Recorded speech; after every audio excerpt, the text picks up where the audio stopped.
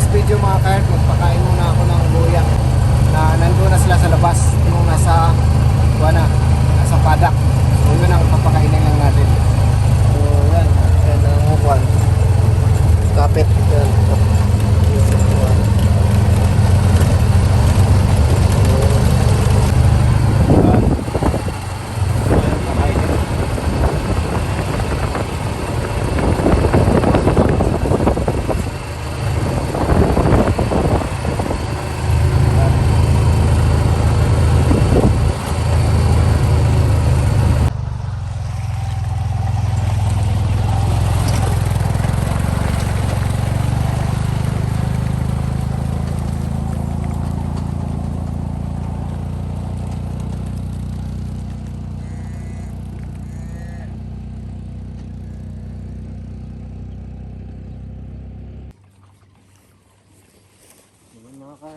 Pakain muna tayo ng guya. Yan, kumakain ng sila.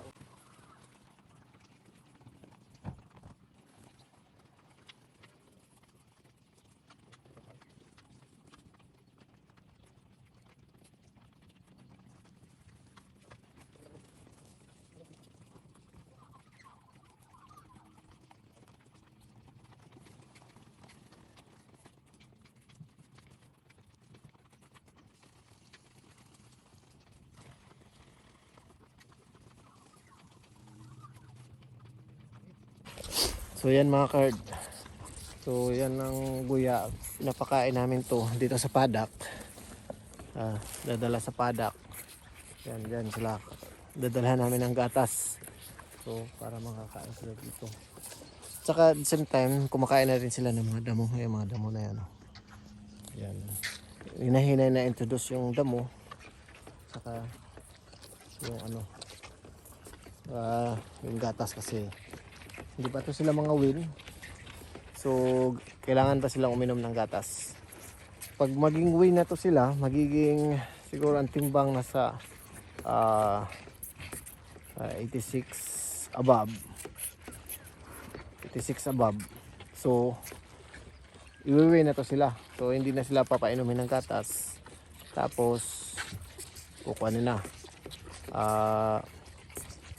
damo na yung kinakain nila. So for now, so inom muna sila ng gatas. So maybe siguro after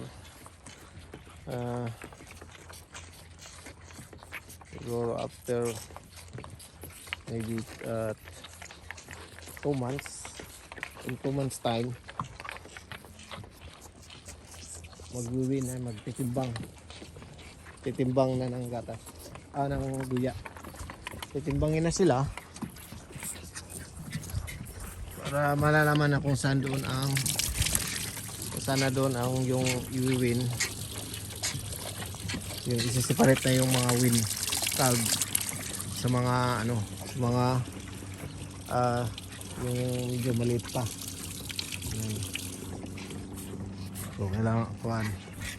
So yan, diba? Laki, bumubo na yung mga tiyan nila. Yan, bumubo na mga tiyan. Uminom ng gatas. Sige, inom lang kayo dyan. Sige.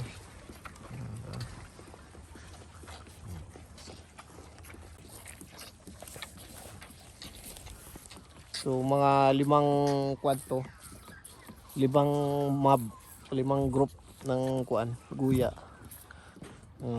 So isa-isa namin pinupuntahan kasi hindi mo malagay lahat kasi yung ng teats nito is nasa lang, nasa 45 ata. Ito na 41 to lahat sila eh. Yung mga namin, yung mga calves namin is nasa 200 mahigit. So hati-hatiin yan sa kada group. So may group may 40, 30. Yung isa mga ganyan para magkasya sila lahat. Ubos na. Yung kumakain ko. Ito. Ubusin niya yan. Refill muna tayo mga ka-herd. Refill natin. Nandito.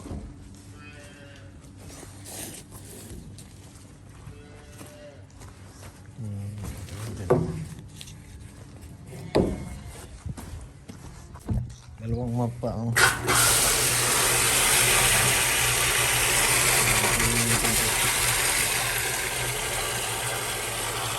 Dalawang map pa yung papakainin ko.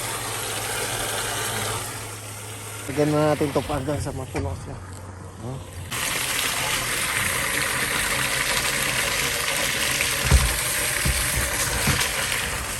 Ito mga bago pa itong mga kwan ni kuya. Ito dito pa sila sa ano, sa pulp shed. Mga siguro kuha na to, lalaki na to ng konti, so palabas na to, lalagayin ko sila sa padak.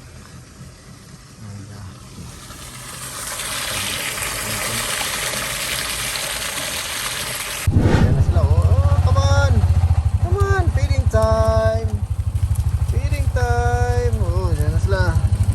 Oh, dito pala kayo nagtatago ha. Ayan, feeding time. Oh. Ha?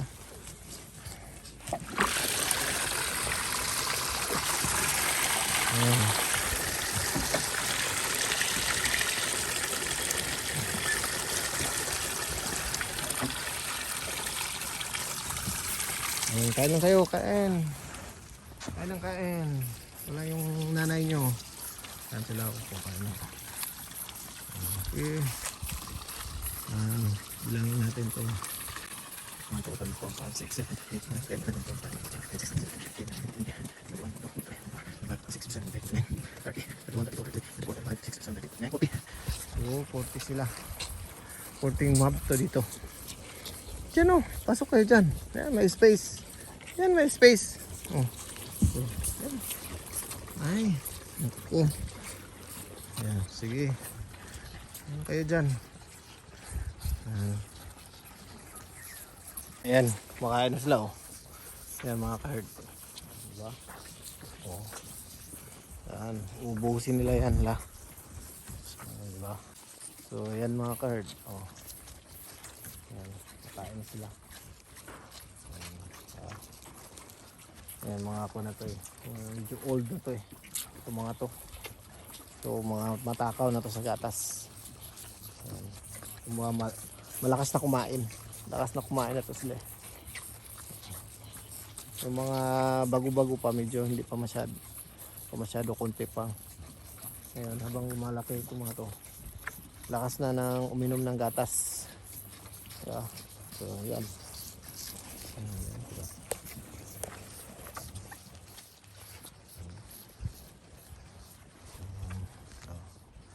So kain lang kayo dyan. Natin. 40 to sila. 40 na group na mob. So may isa hindi kumain. Bakit kaya? Ayaw mo ng gatas? O busog ka na? Ha? Busog ka na? Hindi na ata siya.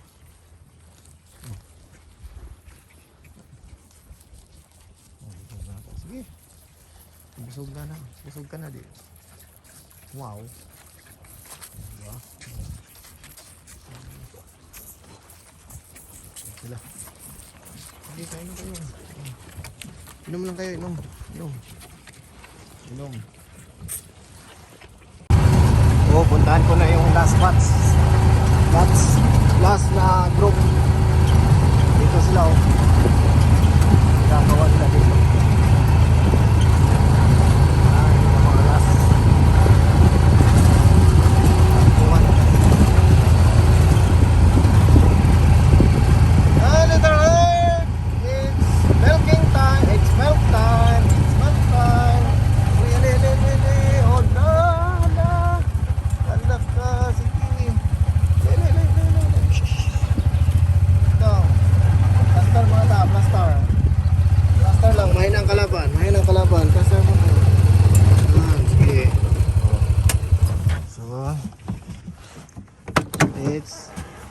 Drinking time, drinking milk. Yan.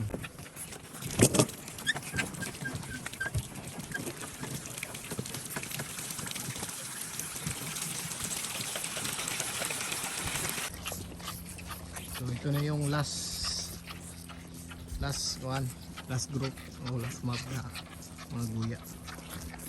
So, ayan sila. Ayan. Swing lang.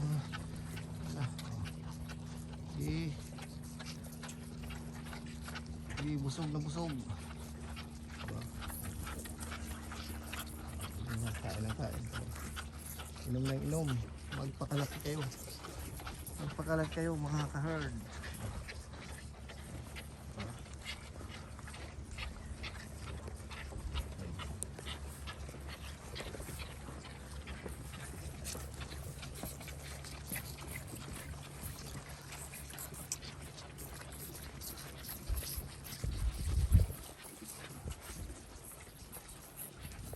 Malaki na yan sila. So yan mga ka-herd. So yan kami pakain sa guya sa labas. So hinahatiran lang namin ng katas dito. So yan lang pagpakain ng guya. So yan ang isa din sa ginagawa namin. Hindi lang pag farm work, pag milking. So inalagaan din namin yung mga guya na pagkain. Make sure na makakain sila everyday. Kasi itong mga to, ito yung mga next in line ng mga nanay nila. So ito after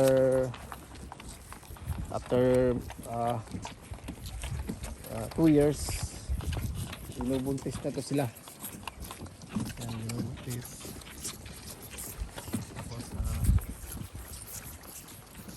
Tapos babalik.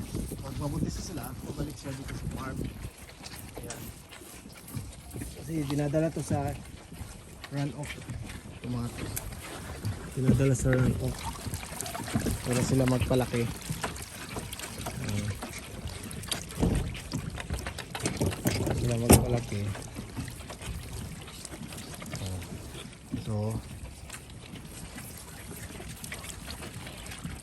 tapos yun, pag nila, mabuntis na sila, punta sila sa farm, balik sila dito. Yan, dito na sila manganganak, dito na sila mag-stay for the rest of their life, diba?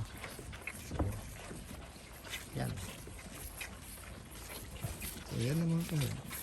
So kailangan din natin silang alagaan kasi future sila naman magpuproduce ng mga gatas. Sila naman magpuproduce. So sila naman ang magpapakain sa atin. Diba ngayon sila muna ang pakainin natin. Ngayon next sila naman ang magpakain. Dahil sa gatas nila yun, mayroon tayong pang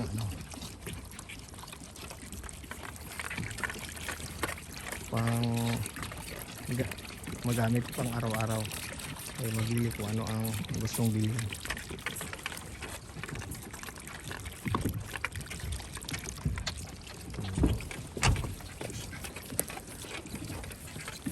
So yan lang mga ka-herd. So yan lang pagpakain ng guya dito. So yan. So thanks for watching. Bye bye.